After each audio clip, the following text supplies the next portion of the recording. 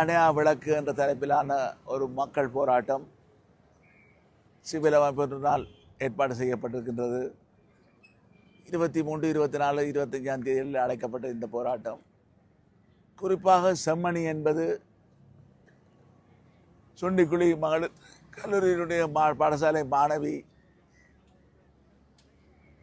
காப்போத்த உயர்தர பரீட்சை எழுதிவிட்டு துவிச்சக்கர வண்டியிலே வந்து கொண்டிருந்த பொழுது இராணுவத்தினரால் இடைமறிக்கப்பட்டு கொடூரமாக கற்பழிக்கப்பட்டு படுகொலை செய்யப்பட்டு அவரை தேடிச் சென்ற அவருடைய தாயார் அவருடைய தம்பியார் அயல் வீட்டுக்காரரும் கொல்லப்பட்டு புதைக்கப்பட்டு அது செம்மணி புதைகுழி என்று பெயர் பெற்று வழக்குகள் நடைபெற்று அதிலே சம்பந்தப்பட்டவர்கள் தண்டிக்கப்பட்டு மரண தண்டனைகள் விதிக்கப்பட்டனர்.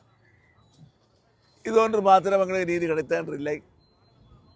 அந்த காலகட்டத்திலே சுமார் 600 பேர் கட்டாயமாக காணாமல் போக செய்யப்பட்டு இங்கே கொல்லப்பட்டு புதைக்கப்பட்டிருக்கலாம் இந்த சம்பளிப்பு என்று ஒரு அச்சம் நிலவியது. அது இன்றைக்கு வெளிப்பட்டு கொண்டிருக்கக்கூடிய மனித எலும்புக்கூடுகள், குழந்தைகளுடைய எலும்புக்கூடை வைத்துக் கொண்டிருக்கின்ற பொழுது அது நிரூபணமாக இருக்கின்றது. எது எப்படி இருந்தாலும் உள்நாட்டு விசாரணைகளிலே எங்களுக்கு நம்பிக்கை இல்லை என்பதை இன்று நேற்று அல்ல பல ஆண்டுகளாக நாங்கள் கூறி வந்திருக்கின்றோம். குறிப்பாக இப்பொழுது ஐக்கிய நாடுகள் மனித உரிமை பேரவையினுடைய 59வது கூட்டத்தொடர் ஆரம்பமாக இருக்கின்ற சூழ்நிலையிலே 35 கீழ் 1 என்ற தீர்மானம் 35வது கூட்டத்தொடரில் எடுக்கப்பட்ட தீர்மானம் அக்டோபர் மாதம் 35 கீழ் 30 கீழ் 1 மன்னிக்கணும் அக்டோபர் மாதம் 1ஆம் தேதி செப்டம்பர் கூட்டத்தொடர் அன்றைக்கு தான் அந்த 30 கீழ் 1 தீர்மானம் முன்மொழியப்பட்டது. சர்வதேச விசாரணை என்ற ஆரம்பத்திலே முன்மொழியப்பட்டதை இலங்கை அரசாங்கம் உள்ளே பூந்து அடுத்து கெடுப்பது போல நாங்கள் இணை அனுசரணை வழங்குகின்றோம், கோஸ்பான்சர்ஷிப் என்று சொல்லி உள்நாட்டு விசாரணை என்று செய்தார்கள். அப்பொழுது அங்கே பல பாராளுமன்ற உறுப்பினர்களாக ஆதரவாக நின்ற பொழுது அதிலே அமரர் மாவசேனாதராய ஆண்ட திருவாளர்கள் சுமந்திரன், செல்வமடைக்கலான் போன்றவர்கள் நின்ற பொழுது கூட நான் கூட்டமைப்பில் இருந்தும் என்னுடைய கட்சியின் தலைவர் திரு செல்வமடைக்கலான் இருந்தும் நான் அடுத்த பகுதியிலே அதை மறுப்பவர்களாக திருமதி ஆனந்த் சசி, அதே போல திரு கஜேந்திரகுமார் பொன்னம்பலம், திரு செல்வராஜா கஜேந்திரன் நாங்கள் நின்று ஒருபோதும் இந்த உள்நாட்டு விசாரணை சரி வராது என்பதை 2015 ஆண்டு அக்டோபர் மாதத்திலே சொன்னோம் 1ஆம் தேதி. இன்றைக்கு 25 வந்துவிட்டது. இந்த ஏமாத்துக்கள் தொடரும். எங்களுடைய இனப்படுகொலை என்பது ஒரு அரசாங்கத்தை குற்றச்சாட்ட முடியாது. குற்றவியல் நீதிமன்றத்திலே ICCயிலே தனிப்பட்ட நபர்களைத்தான் சாட்ட முடியும். அதுக்கு அவர்கள் செல்கின்ற பொழுது வீட்டோ பவரை அவர்கள் பாவிக்க முடியும், வீட்டோ அதிகாரத்தை எல்லாத்தையும் கடக்க வேண்டும். இல்லாவிட்டால் இங்கே பல நாடுகளிலே சில உதாரணங்கள் இருக்கின்றன.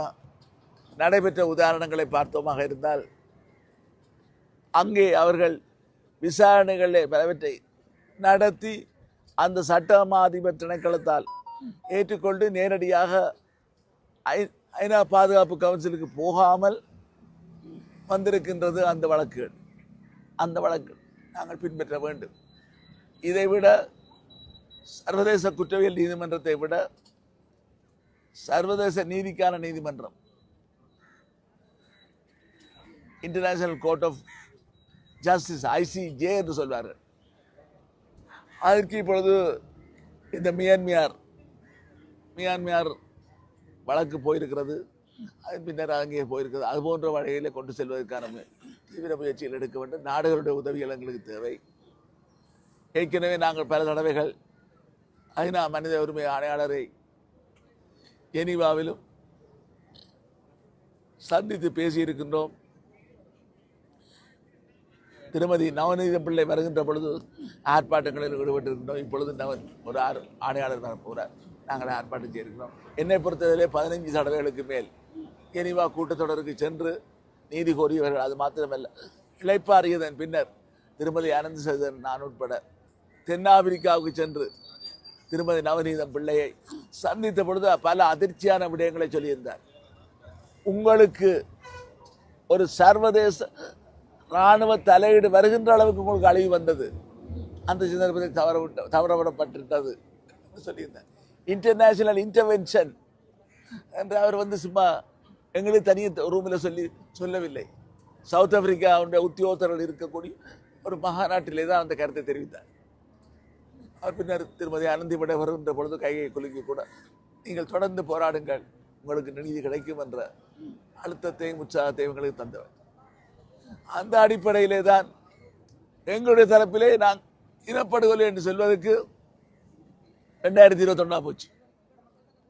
1983 இனப்படுகொலை என்று சொன்ன திருமதி இந்திரா காந்தி, அன்னை Indira Gandhi prime minister, August மாதம் 16 1983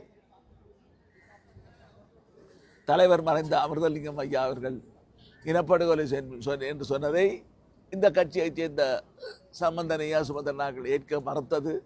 ஏற்றுக்கொண்டு மாகாண சபை கூட இனப்படுகொலை தீர்மானம் என்னால் பலரை கொண்டுவரப்பட்டு செங்கோல் உடைக்கப்பட்டு பின்னர் முதலமைச்சர் ஐயா தான் கொண்டு வருகிறேன் என்று கொண்டு வந்து 2015 ஜனவரி மாதம் 8 ஜனாதிபதி தேர்தல் நடைபெற்றது.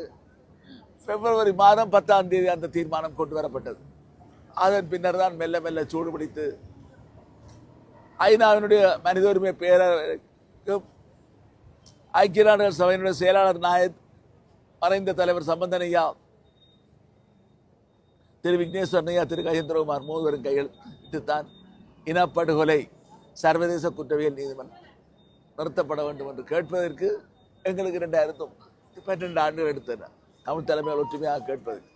ஆகவே எங்களுடைய தாமதத்தை விட்டுவிட்டு நாங்கள் மற்றவர்களே பழிகளை புலம்பெயர்களை சொல்லிக் கொண்டிருக்க இலங்கைக்கு ஒரு தீர்வு இல்லை. இந்த சர்வதேச நீதி விசாரணை பொறிமுறை மூலம்தான் கட்டாயமாக காணவர்களுக்கு இந்த இனப்படுகொலைக்குமான நீதி கிடைக்கும் என்பதையும், இதே போல அரசியல் தீர்வு கூட சர்வதேச சமூகத்தினுடைய தலையீட்டினால், அது ஐநாவாக இருக்கலாம், ஏதோ நாடுகளாக இருக்கலாம், நாடுகளுடைய கூட்டமைப்பாக இருக்கலாம், குவாட் என்ற கூட்டமைப்பு இருக்கிறது. அதுபோன்ற அமைப்புகள் ஒரு வாக்கெடுப்பை, பொருசன வாக்கெடுப்பை, ரெஃபரண்டம் ஒன்றை புலம்பெயர் தமிழர்களும் பங்கு பெற்றக்கூடிய நடத்தி எங்களுக்கு என்ன வேண்டும் என்பதை தீர்மானிக்க இலங்கை அரசாங்கம் அச்சிகளை இதை முடக்க முற்படும். அதே போல சர்வதேச விசாரணையை நாங்கள் கோருகின்ற பொழுது உள்நாட்டு விசாரணை இப்பொழுது மனிதபூர்வ அகதிகள் கூட சர்வதேச நியமங்கள் அடிப்படையிலே நடைபெறவில்லை, நீதி இல்லை என்றார்கள், இழுத்து போடுகிறார்கள், ஒத்தி வைக்கிறார்கள். அது மன்னார் பகுதியாக இருக்கலாம், அதே போல முல்லைத்தீவு மாவட்டத்தில் இருக்கக்கூடிய பல புதைகுட கொக்குத்தொடுவாய் புலகுகளை கொண்டவராக இருக்கலாம்.